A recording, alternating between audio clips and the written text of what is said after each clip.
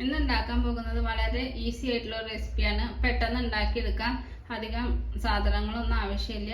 പടവലങ്ങയും മുട്ടയും കൊണ്ടുള്ള ഒരു തോരനാണ്. അതിന് വേണ്ടിയിട്ട് ഞാൻ ഇവിടെ ഒരു കഷ്ണം പടവലങ്ങ തോലും പിന്നെ അതിന്റെ കുരുവൊക്കെ കളഞ്ഞ് വൃത്തിയാക്കി വെച്ചിട്ടുണ്ട്. പിന്നെ 3 പച്ചമുളക് എടുത്തിട്ടുണ്ട്. ഓരോരുത്തരുടെ എരിവിന് അനുസരിച്ച് മുളകിന്റെ എണ്ണം കൂട്ടും കുറയ്ക്കുകയൊക്കെ ചെയ്യാം. പിന്നെ 2 മുട്ടയാണ് എടുത്തിരിക്കുന്നത്. പിന്നെ ഒരു മീഡിയം സൈസ് വലിപ്പമുള്ള ഒരു സവാള എടുത്തിട്ടുണ്ട്. ഇനി ഇതെല്ലാം ഒന്ന് കട്ട് ചെയ്തെടുക്കാം. പടവലങ്ങ ഇതുപോലെ വളരെ ചെറുതാക്കിയിട്ട് അരിയണം. ഞാൻ ചെറുതാക്കിയിട്ട് ഇവിടെ അരിഞ്ഞ് വെച്ചിട്ടുണ്ട്. പിന്നെ ഇതാ സവാളയും പച്ചമുളകും അത് അരിഞ്ഞ് വെച്ചിട്ടുണ്ട്. ഇനി ഉണ്ടാക്കാൻ തുടങ്ങാം. തോരൻ ഉണ്ടാക്കാൻ വേണ്ടി ഞാനൊരു പാൻ ചൂടാക്കാൻ വെച്ചിട്ടുണ്ട്. അതിലേക്ക് വെളിച്ചെണ്ണ ഒഴിച്ചു കൊടുക്കാം.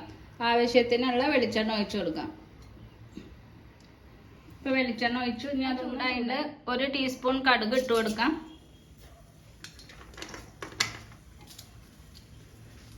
പിന്നെ 2 വറ്റൽമുളകും ഇട്ട് കൊടുക്കാം. ഇനി ഇതൊന്ന് പൊട്ടി കടുകൊക്കെ പൊട്ടി വന്നിട്ട് ഞാൻ അതിലേക്ക് സവാള ഇട്ട് കൊടുക്കാം. പിന്നെ പച്ചമുളക്, കറിവേപ്പില ഇത് ഇതിലേക്ക് ഇട്ട് കൊടുക്കാം.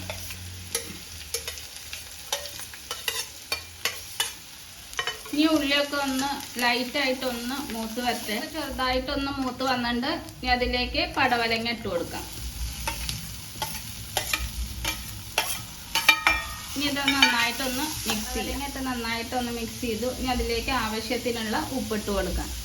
ഉപ്പിട്ടിട്ടൊന്ന് നന്നായിട്ടൊന്ന് മിക്സ് ചെയ്യാം. എന്നിട്ട് ഇതൊന്ന് അടച്ചു വെച്ച് വേവിക്കണം. ആവശ്യമുണ്ടെങ്കിൽ കുറച്ച് വെള്ളം തളിച്ചു കൊടുക്കാം. ഒന്ന് അടച്ചു വെച്ച് വേവിക്കാം. ഇടയ്ക്കൊന്ന് ഇളക്കി കൊടുക്കും വേണം. അതിലേക്ക് വേണ്ടിയിട്ട് ഒരു അരപ്പ് തയ്യാറാക്കണം. അതിന് വേണ്ടി 3/4 കപ്പ് തേങ്ങ ചിരകിയത് എടുത്തിട്ടുണ്ട്. പിന്നെ ഒരു നുള്ള് ജീരകം എടുത്തിട്ടുണ്ട്. പിന്നെ ഒരു 1/2 ടീസ്പൂൺ മഞ്ഞൾപ്പൊടി. ഇതൊന്ന് ചതച്ചെടുക്കണം. ചതച്ചെടുത്തിട്ടൊന്ന് കാണിക്കാം. ഇപ്പം നാളികേരം, ജീരകം, മഞ്ഞൾപ്പൊടി ചതച്ചെടുത്തിട്ടുണ്ട്. എല്ലാം കൂടി ചതച്ചെടുത്തതാണ്. ഇനി പടവലങ്ങയിലേക്ക് ഇട്ട് കൊടുക്കാം. അടപ്പ് തുറന്ന് നോക്കാം. ഇപ്പം പടവലങ്ങ വെന്തുണ്ട്. അരപ്പ് ഇതിലേക്ക് ഇട്ട് കൊടുക്കാം.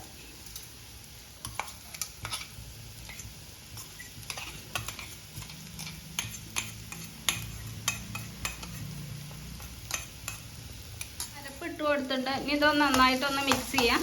എന്നിട്ട് 2 മിനിറ്റ് ഒന്ന് അടച്ചു വെച്ച് വേവിക്കാം. 2 മിനിറ്റ് ഒന്ന് അടച്ചു വെച്ച് വേവിക്കാം. 2 മിനിറ്റ് കഴിഞ്ഞിട്ടുണ്ട്.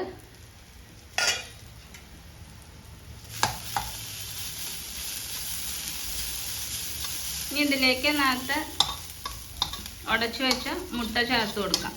ഞാൻ നടുവിൽ കുറച്ച് സ്പേസ് ഉണ്ടാക്കിയിട്ടുണ്ട്. അതിലേക്ക് ഈ മുട്ട ഒഴിച്ചു കൊടുക്കാം. 2 മുട്ടയാണ് എടുത്തിരിക്കുന്നത്. ഇനി ഇതൊന്ന് നന്നായിട്ടൊന്ന് പൊരിച്ചെടുക്കാം. ചെറിയ തീയിൽ വെച്ചിട്ട് ഇതുപോലെ പൊരിച്ചെടുക്കാം. ഇപ്പം ഇതായിട്ടുണ്ട്. ഇനി ഇതെല്ലാം കൂടി ഒന്ന് നന്നായിട്ടൊന്ന് മിക്സ് ചെയ്യാം. ഉപ്പെല്ലാം ഇല്ലേന്നൊന്ന് ചെക്ക് ചെയ്യാം. ഉപ്പില്ലാച്ച ഉപ്പിട്ട് കൊടുക്കാം. ഞാൻ ഇത് നന്നായിട്ട് മുട്ടയൊക്കെ നന്നായിട്ട് പൊരിച്ചെടുത്തിട്ടുണ്ട്. ഇപ്പം തോരനായിട്ടുണ്ട്. ചോറിൻ്റെ കൂടെ സൈഡ് ഡിഷായിട്ട് കഴിക്കാം. അപ്പം എല്ലാവരും ഉണ്ടാക്കി നോക്കണം. ഇഷ്ടപ്പെട്ടാൽ ലൈക്ക് ചെയ്യണം, ഷെയർ ചെയ്യണം, സബ്സ്ക്രൈബ് ചെയ്യണം. Thanks for watching.